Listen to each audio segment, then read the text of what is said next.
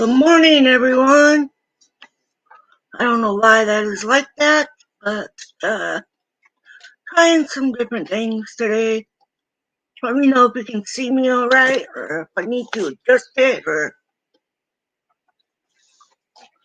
I gotta try to keep my head in a bubble.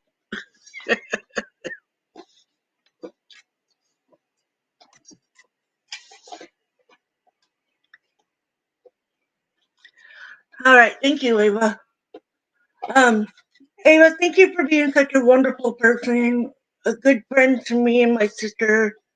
Um, Everything you do for us, even if it's just talking to us.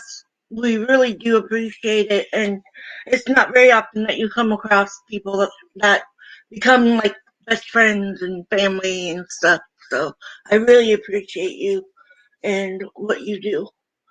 Hi, Facebook. Um, it is an AA meeting today. Um, I have been in a weird mood of I don't want to go anywhere. I've been isolating. Um, I have hardly even gone outside for the past few days. I don't know why, but it's part of my issue with my depression and anxiety and all those things that affect my daily life. But I'm here and I'm still sober, and that's what matters the most. So just please remember no judgment. Be kind to one another in the chats. Um, Good morning, Brandy, over there on Facebook. I see you. I love you, lady. And she just had her birthday this month, and mine is next month. So I'm probably gonna do an extra live stream on my birthday, my sobriety birthday, that is, and maybe just chat or whatever about, you know, how I'm doing and all of that good stuff. Anyways, so just no judgment in the chat and be kind to each other. This is a safe place for people to come and talk about alcoholism and rehab and such like that. Um, I do these to help other people. So if they're in my chat, that's why I say don't harass any of them, and please be respectful of them. They are my support. They are my friends. They may be here to get some tips on how to help a family member. So, in other words, just because they're here doesn't make them the alcoholic. So, with that said, let's go ahead and get the meeting going. I love you too, Brandy. I'm Sandra, and I'm an alcoholic. God, grant me the serenity to accept the things I cannot change, the courage to change the things I can, and the wisdom to know the difference. So I always put in the descriptions what book and page we are on, except for Saturday was messed up because I lost my signal, so I had to restart a new one. But yeah, anyways.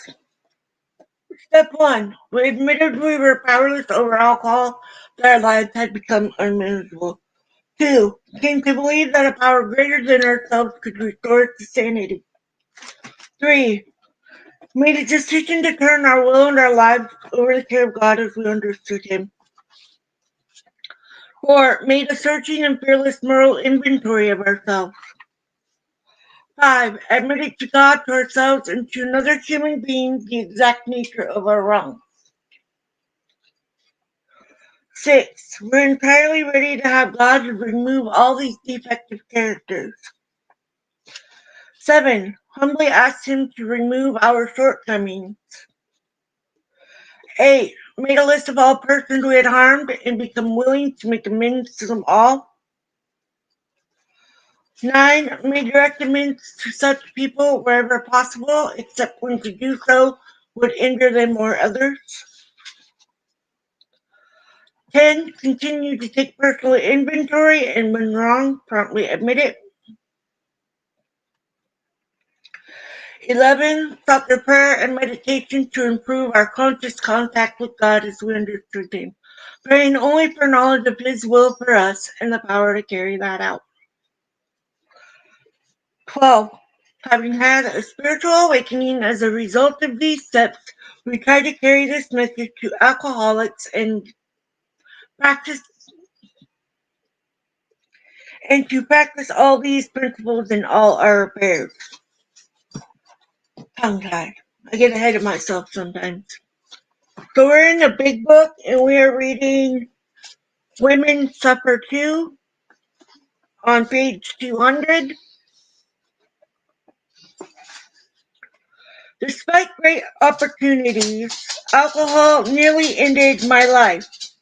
An early member, she spread the word among women in our pioneer period. What was I saying? From far away, as if in a delirium, I heard my own voice calling someone. Dorothy, talking of dress shops, of jobs. The words came clear. This sound of my own voice frightened me as it came closer, and suddenly there I was, talking of I knew not what to someone I'd never seen before that very moment. Abruptly, I stopped speaking. Where was I? I'd wake up in strange rooms before fully dressed on a bed or on a couch. I'd wake up in my own room, in or on my own bed, not knowing what hour or day it was, afraid to ask, but this was different. This time I seemed to be already awake, sitting upright in a big easy chair, in the middle of an animated conversation with a perfectly strange young woman who didn't appear to think it strange.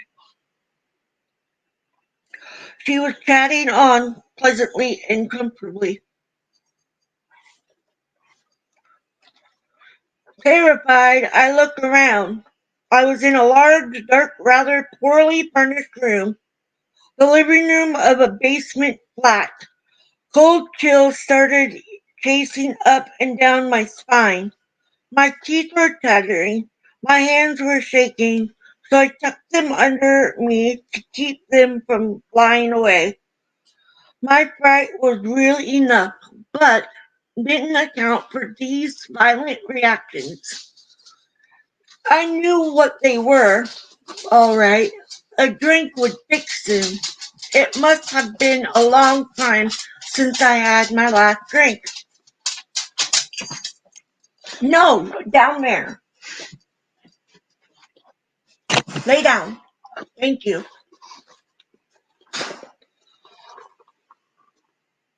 I must get out of here. In any case, I must get out of here to be here and okay, skip some. In any case, I must get out of here before I let slip my abysmal ignorance of how I came to be here. And she realized that I was stark, staring mad. I was mad. I must be. The shakes grew worse, and I looked at my watch. 6 o'clock. It had been 1 o'clock when I last remembered looking. I'd been sitting comfortably in a restaurant with Rita, drinking my sixth martini and hoping the waiter would forget about the lunch order at least long enough for me to have a couple more. I'd only had two with her, but I'd managed four in the 15 minutes. I'd waited for her, and of course I'd had the usual uncounted swigs from the bottle as I painfully got up and did my slow, spasmodic dressing. In fact, I had been in very good shape at 1 o'clock, feeling no pain. What could have happened? That had been in the center of New York on noisy 42nd Street. This is obviously a quiet residential section. Why had Dorothy brought me here? Who was she? How had I met her? I had no answers, and I dared not ask. She gave me no sign of recognizing anything wrong, but what had I been doing for those lost 5 hours? My brain whirled. I might have done terrible things, and I wouldn't even know it. Somehow I got out of there and walked 5 blocks past brownstone houses.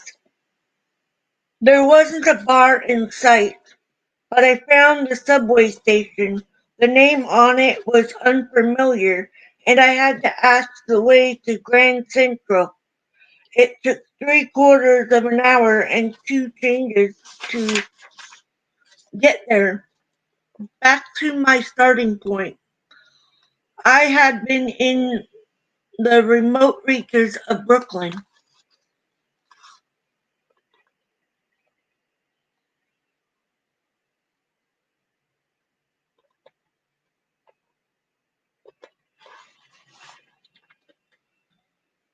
The night I got very drunk, which was uh, which was usual, but I remembered everything, which was very unusual.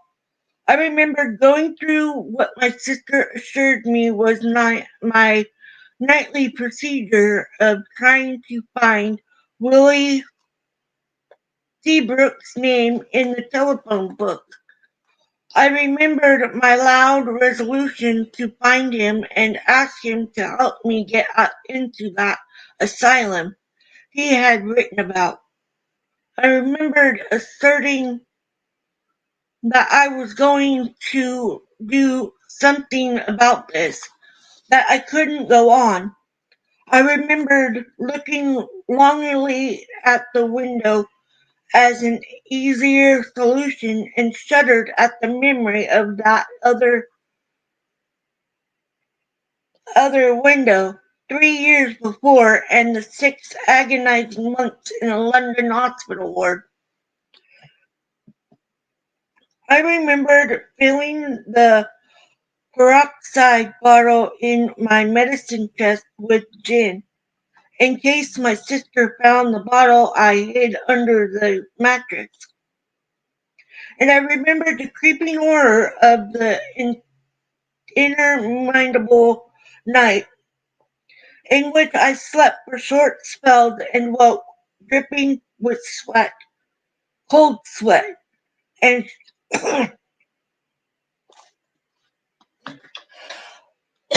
excuse me.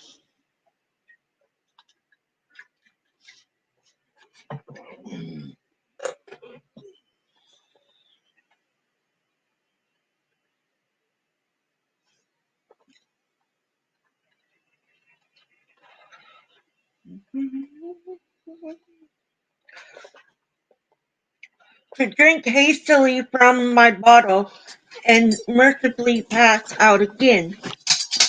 You're mad, you're mad, you're mad, pounded through my brain with each returning ray of consciousness, and I drowned the refrain with drink. Then I went on for 2 more months before I landed in a hospital and started my slow fight back to normalcy. It had been going on like that for over a year.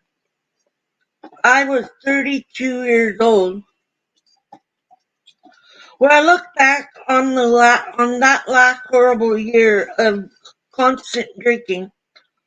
I wonder how I survived it, either physically or mentally. For there were, of course, periods of clear realization of what I had become. Attending my memories of what I had been, what I had expected to do, and the contrast was pretty shattering.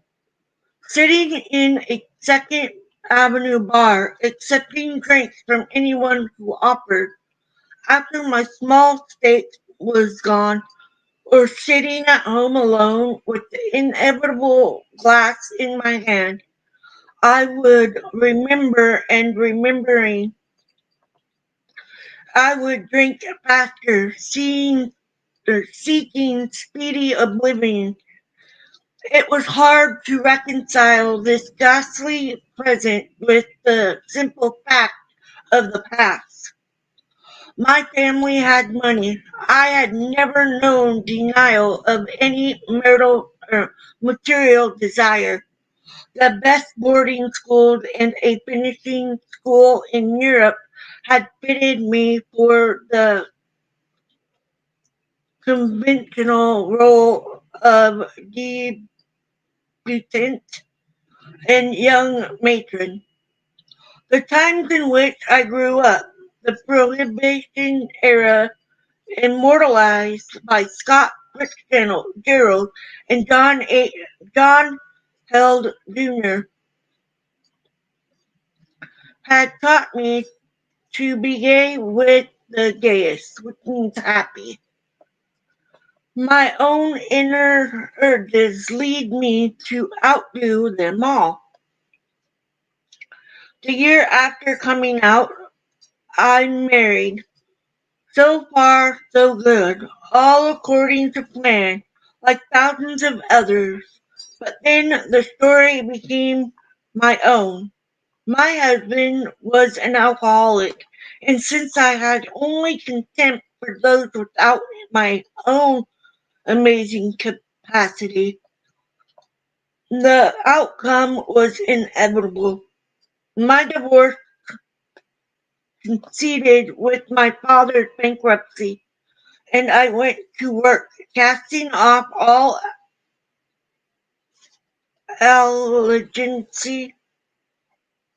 and responsibility to anyone other than myself. For me, work was only a different means to the same end. To be able to do exactly what I wanted to do. For the next 10 years, I did just that. For greater freedom and excitement, I went abroad to live. I had my own business, successful enough for me to indulge most of my desires. I met all the people I wanted to meet. I saw all the places I wanted to see. I did all the things I wanted to do. I was increasingly miserable,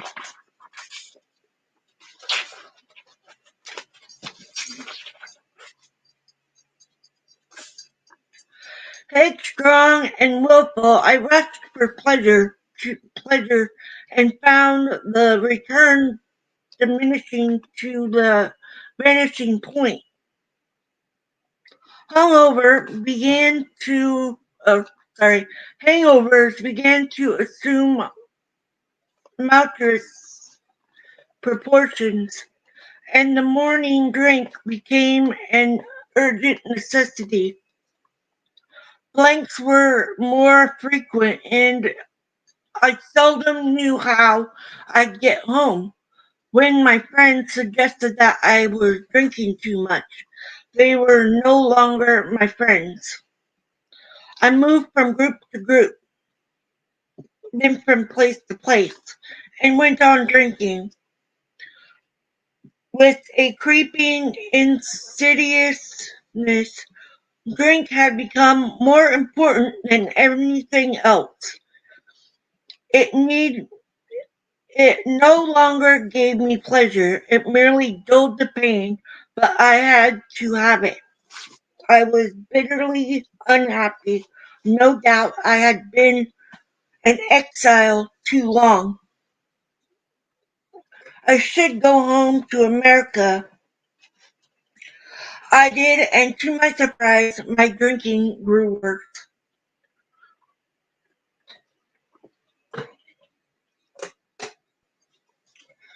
When I entered a sanitarium for prolonged and intensive psychiatric treatment, I was convinced that I was having a serious mental breakdown. I wanted help, and I tried to cooperate as the treatment progressed. I began to get a picture of myself, of the temperament that had caused me so much trouble. I had been hypersensitive, shy, idealistic. My inability to accept the harsh realities of life had resulted in a disillusioned cynic clothed in a protective armor against the world misunderstanding. That armor had turned into prison walls, locking me in loneliness and fear. All I had left was an iron determination to live my own life in spite of the alien world. And here I was, an inwardly frightened, outwardly defiant woman who desperately needed a prop to keep going. Alcohol was that prop, and I didn't see how I could live without it. When my doctor told me I should never touch a drink again, I couldn't afford to believe him. I had to persist in my attempt to get straightened out enough to be able to use the drink I needed without their turning on me.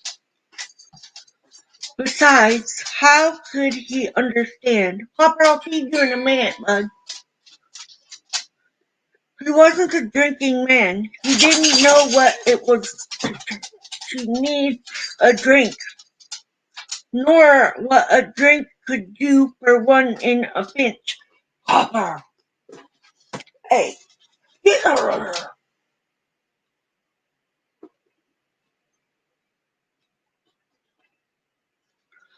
I wanted to live not in a desert, but in a normal world. And my idea of a normal world was being among people who drank. Teetotalers were not included, and I was sure that I couldn't be with people who drank without drinking. In that I was correct. I couldn't be comfortable with any kind of people without drinking. I never had been. Naturally, in spite of my good intentions, in spite of my protected life behind sanitarium walls, I several times got drunk and was astounded and badly shaken. That was the point at which my doctor gave me the book Alcoholics Anonymous to read. The first chapters were a revelation to me. I wasn't the only person in the world who felt and behaved like this. I wasn't mad or vicious. I was a nice, sick person. I was suffering from an actual disease that had a name and symptoms like diabetes or cancer or TB. And the disease was respectable, not a moral stigma. But then I hit a snag. I couldn't stomach religion, and I didn't like the mention of God or any of the other capital letters.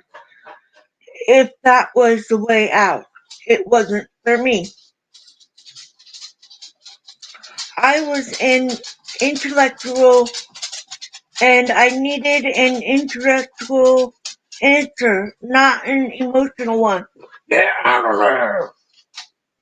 Get up here. Now. Down there. Sorry guys.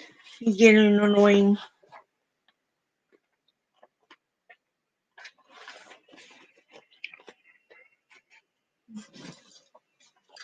No. No! Back off! You're getting on my computer. Move. Now. Back up. I told my doctor so in no uncertain terms I wanted to learn to stand on my own feet, not to change one prop for another, and an intangible and dubious one at that, and so on and on. For several weeks, while I grudgingly plowed through some more of the offending books and felt more and more hopelessness about myself. Plane going over. Then a miracle happened to me. It wasn't always so sudden with everyone, but I ran into a personal crisis that filled me with a raging and righteous anger, and as I fumed helplessness and planned to get good and drunk and show them, my eye caught a sentence in the book lying open on my bed. We cannot live with anger. The walls crumbled and the light streamed in. I wasn't trapped. I wasn't helpless. I was free. And I didn't have to drink to show them. This wasn't religion. This was freedom. Freedom from anger and fear. Freedom to know happiness and freedom to know love. I went to a meeting to see for myself this group of freaks or bums who had done this thing. To go into a gathering of people who the sort of thing that all my life, from the time I left my private world of books and dreams to meet the real world of people and parties and jobs, had left me feeling as an uncomfortable outsider, needing a warming stimulus of drink to join in. I went trembling into a house in Brooklyn filled with strangers, and I found I had come home at last to my own kind. There is another meaning for the Hebrew words that in the King James Version of the Bible is translated salvation. It is to come home. I had found my salvation. I wasn't alone anymore. That was the beginning of a new life, a fuller life, a happier life than I had ever known or believed possible. I found friends, understanding friends who often knew what I was thinking and feeling better than I knew myself, and who didn't allow me to retreat into my prison of loneliness and fear over a fancied slight or hurt. Talking things over with them, great floods of enlightenment showed me myself as I really was, and I was like them. We all had hundreds of character traits and phobias, like likes and dislikes in common. Suddenly I could accept myself, faults and all, as I was. For weren't we all like that? And accepting, I felt a new inner comfort and the willingness and strength to do something about the traits I could not live with. It didn't stop there. They knew what to do about those black abysses that yawned ready to swallow me when I felt depressed or nervous. There was a complete program designed to secure the greater possibility or greater possible inner security for us long-time escapists. Thank you, Dave. The feeling of impending disaster that had haunted me for years began to dissolve as I put into practice more and more of the 12 steps. It worked. An active member of AA since 1939, I feel myself a usual member of the human race at last.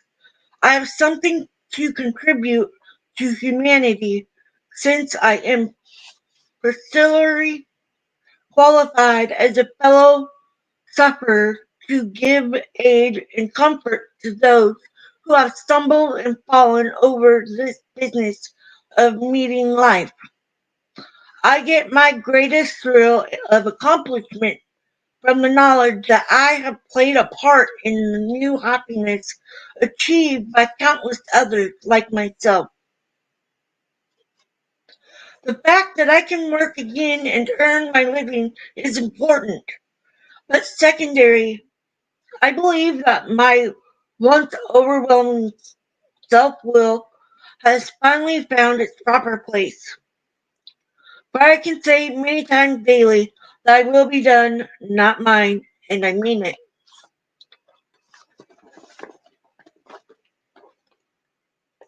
This is why I do this. For the purpose of in the books, no matter how many times I read these books, something always catches me. I'm coming up on 10 years sobriety, and I know I've only got today. That I'm right now, in this moment, that I'm not drinking. I can't promise that I'm not going to ever drink again.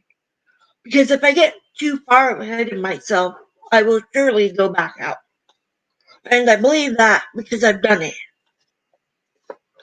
You guys have heard me say that I got sober a year before I got sober. I was sober for a year and I went back out. And the crazies started again. I mean, it didn't take very long. Matter of fact, it just took that one drink. And I was back down there at the bottom for about another year. And I swear that everything happens for a reason and at the right time.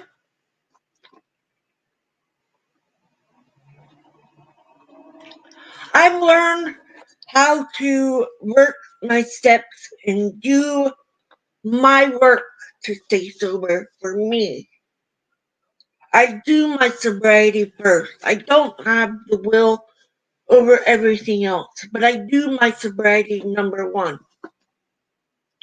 Because if I don't, I'm surely not going to still be here. And that worries me because I don't want to go back to what I was before. Because that's not a good life. But like he said, I feel very useful in the human race. Even though I have isolating days, weeks, um, I still remember that I have to work on me, and my ways of working on me is by helping all of you.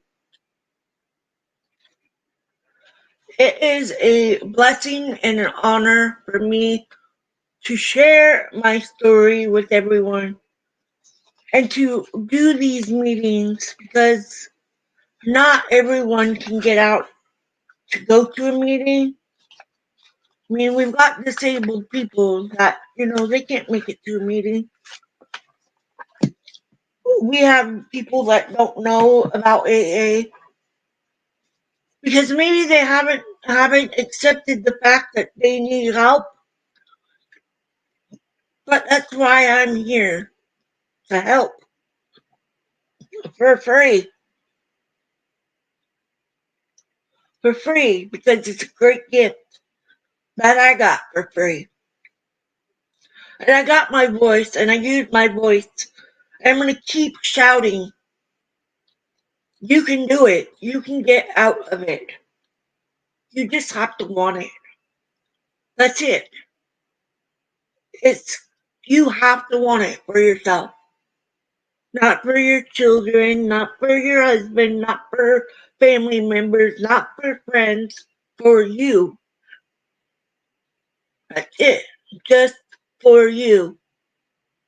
You can't work on anything else unless you work you first. And I had to learn that. And I had two sponsors. One of my sponsors comes to my meetings every day. I do a meeting unless she's got something going on. But she's always here. I know I can call her anytime. I can text her anytime, day or night. And that's what a sponsor is. And all the people that I am a sponsee to, they know that of me as well. Hi, Riza. Good to see you.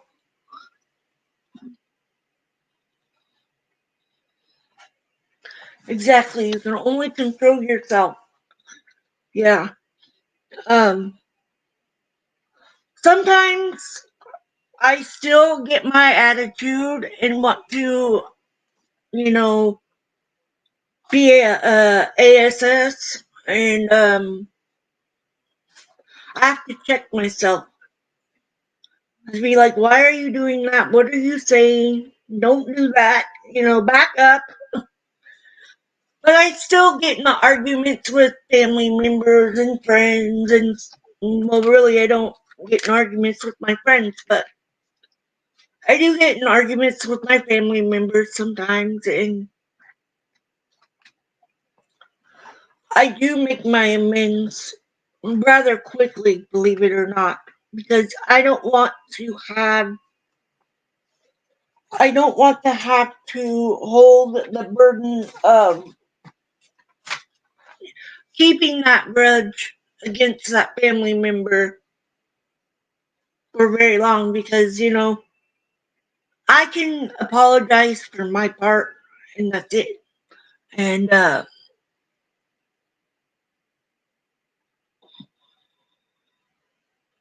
thank you, Roman. But yes, so one sponsor taught me about getting my voice. I've got my voice, and I'm gonna keep it. Okay, she says, it didn't stop there. They knew what to do about those black abyss that yawned, ready to swallow me when I felt depressed or nervous. There was a concrete program designed to secure the greatest possible inner security for us longtime escapists. The feeling of impending disaster that had haunted me for years had begun to dissolve as I put into practice more and more of the 12 steps. It worked. That is exactly what it does. it brings you back and makes you look back on all of those. And I remember pretty much all of the times I was drunk, um, except for blacking out and hit my face on the stove and needing 7 stitches. I remember everything after I fell and hit my face, but you know, um,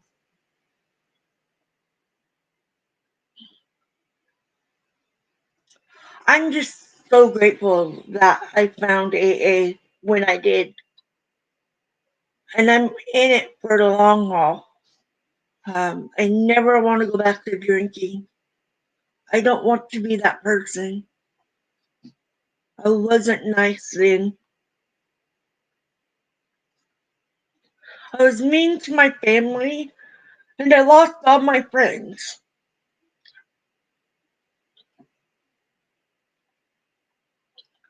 And now I have so many friends that are here with me all the time. We don't get to see each other very often, but when we do, it's great.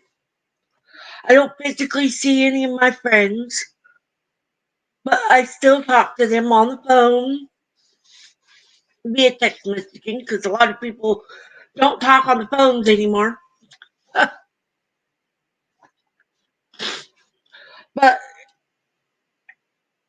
having AA has kept me on the sober wagon for coming up on 10 years. I never thought I would make it this far,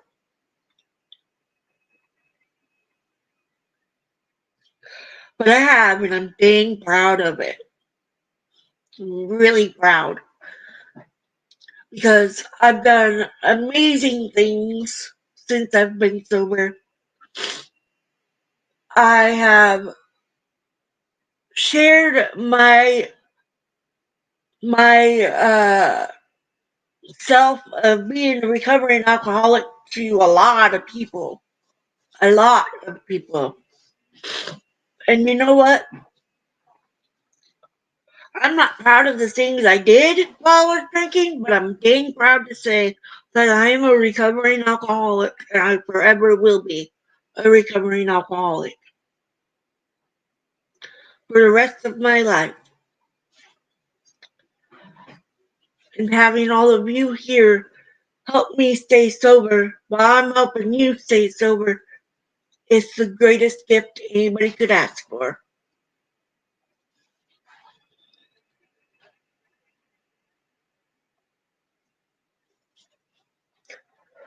Thank you, Lily.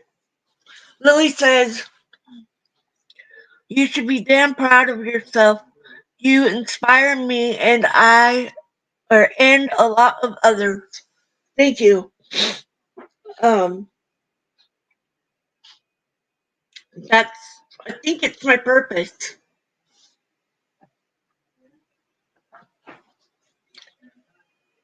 I wasn't quite sure that I'd be up to doing AA meetings on a live stream, and here I am doing it on two. Thank you, Ava. I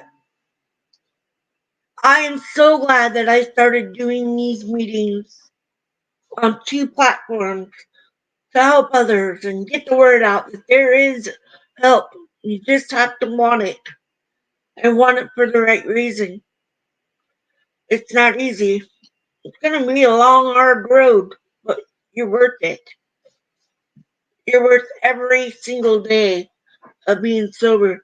You have people that love you, whether you realize it or not. I know I've outlost all of my family. And when I got sober and I started working my steps and I started becoming the person I am now, they all came back. They all came back.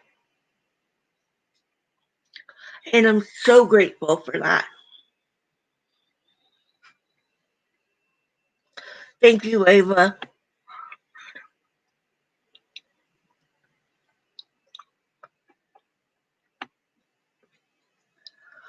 I'm proud of you, Will, for being sober for 10 years or over 10 years, sorry, from the drugs. And, yeah, so I'm going to go ahead and read the Daily Reflections.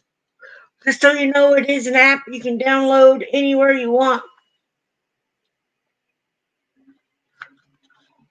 Brandy says over here on Facebook, you changed the way the platform of AA for AA, and you stood by the way with both your channels, and I am so proud to call you my sponsee during these medical times that I've had. You have kept me going. I still get to go there even though I can't hardly walk.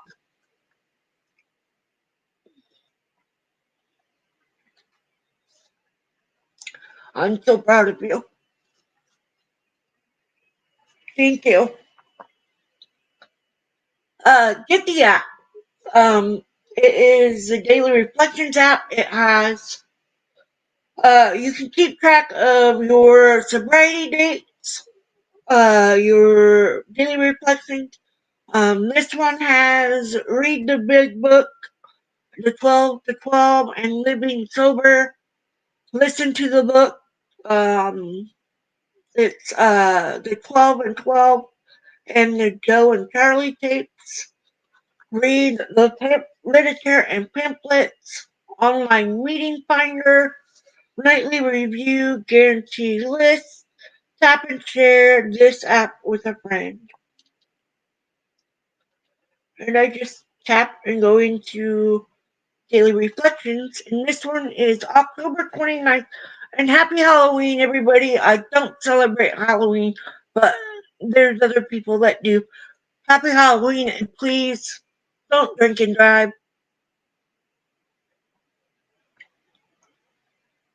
Our survival. Since recovery from alcoholism is life itself to us, it is imperative that we preserve in full strength our means of survival. 12 Steps and 12 Traditions, page 177. Lily says she loved you, Brandy.